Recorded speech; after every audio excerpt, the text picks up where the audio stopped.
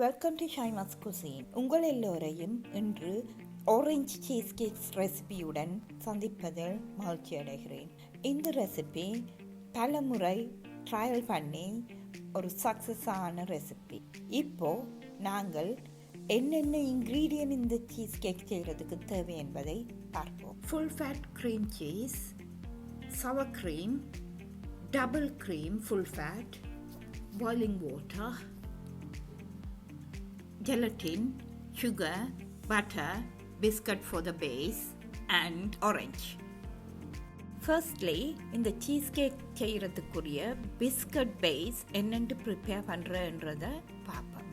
அந்த பேஸுக்குரிய பிஸ்கட்டை எடுத்து ஒரு பேக்கில் போட்டு ஃப்ளட்டாக போட்டுட்டு இப்படி நான் டெமான்ஸ்ட்ரேட் பண்ணுற மாதிரி என்ன வகையில் என்றாலும் பிரச்சனை இல்லை, சின்ன சின்ன தூளாக க்ரம்ஸாக அந்த பிஸ்கட்டை பிரேக் பண்ணணும். ஒன்ஸ் பிரேக் பண்ணின உடனே அது ஒரே சைஸில் இருக்கணுமெண்டு இல்லை, மிக்ஸ் பண்ணின பார்ட்டிக்கல் சைஸில் க்ரம்ஸாக இருந்தால் சரி. அப்படி ஏதாவது பெரிய துண்டுகள் இருந்தால் நீங்கள் உடைச்சிக்கிட்டீங்களா ஓகே. இப்போ அந்த பிரேக் பண்ணின க்ரம்ஸை ஒரு கண்டெய்னருக்குள்ள போட்டுட்டு நாங்கள் பட்டரோட மிக்ஸ் பண்ண போகிறோம். உங்களுக்கு விருப்பம் என்று சொன்னால் கொஞ்சம் ஹனியும் சேர்க்கலாம். It taste very nice. எங்களோட வீட்டை ஹனி சேர்த்தா விருப்பம், அதால் புட்டிங் சம் ஹனி இந்த அதை போட்டு பட்டரையும் ஹனியும் மிக்ஸ் பண்ணி போட்டு அதை அந்த க்ரம்ஸோட நல்லா மிக்ஸ் பண்ண போகிறேன். மேக் ஷூர் பண்ணுங்க இந்த க்ரம்ஸ் ஃபுல்லி பட்டர்டு, எல்லா பார்ட்டிகளும் பட்டரால் கவர் பண்ணியிருக்கு. இது ஏன்னா பட்டரால் கவர் பண்ணுறேன்னு சொன்னால் இட்ஸ் திக் அண்ட் சாலிடிஃபைட். நீங்கள் ஃப்ரீசருக்குள்ளே வைக்க போகிறீர்கள் ஒரு 10-15 minutes. அது குயிக்காக பட்டர் சாலிடிஃபை பண்ணிடும். அந்த பேஸ் ஹார்டாக இருக்கும். பட்டேக்கு எல்லாம் அது ஹார்டாக இருக்கும், க்ரம்பிளியாக நொறுங்கி விழாது. நல்லா டைட்டாக ப்ரெஸ் பண்ணுவோம். அப்போ நீங்கள் ஒன்ஸ் அந்த ப்ரெஸ் பண்ணி எண்டில் தொட்டி பார்த்தீங்கன்னா அந்த பேஸ் சாலிட் ஹார்டாக இருக்கும். இப்போ நான் கொண்டே ஃப்ரீசருக்கு ஒரு 15 minutes வைக்க போகிறேன். இப்போ நாங்கள் க்ரீம் சீஸ் மிக்ஸ் எப்படி செய்கிறதுன்னு தான் பார்ப்பேன். ஃபுல் ஃபேட் க்ரீம் சீஸ் எடுத்து அதுக்குள்ள சவர் க்ரீமை டீகேன் பண்ணி நல்லா மிக்ஸ் பண்ணணும். அதை மிக்ஸ் பண்ணிக்குள்ள at the end of the mixing அந்த க்ளம்ஸ் இல்லாமல் வெரி ஸ்மூத்தாக க்ரீம் வர வேணும். That is what we have to achieve. So it will be 3 to 5 minutes நீங்கள் மிக்ஸ் பண்ணுவீங்க. அதுக்குள்ளே எல்லா மிக்ஸும் வந்துடும். பிறகு அதுக்குள்ளே சுகரை போட்டு ஸ்மூத்தாக மிக்ஸ் பண்ணி எடுக்க வேணும். அட் தி எண்ட் சுகரை போட்டு மிக்ஸ் பண்ணின பிறகு என்ன மேக் ஷூர் பண்ணணுமெண்டா சுகரை எல்லாம் மிக்ஸ் பண்ணி க்ளம்ஸ் ஒன்றும் இல்லைன்றதை மேக் ஷூர் பண்ணினீங்கன்னா that is the right consistency.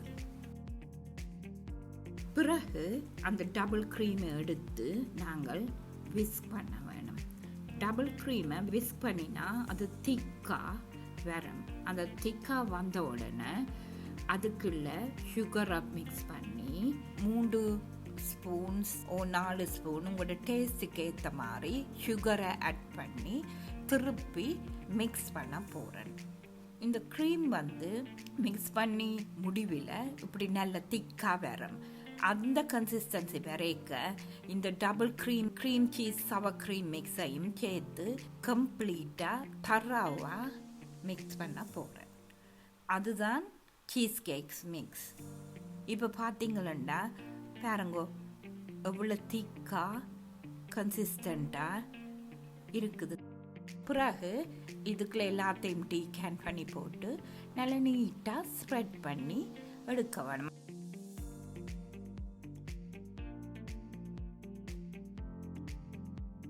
இப்போ அந்த சீஸ் கேக் ரெடி. நான் கொண்டே ஃப்ரிட்ஜுக்கு வைக்க போகிறேன் ஒரு 1/2 hour.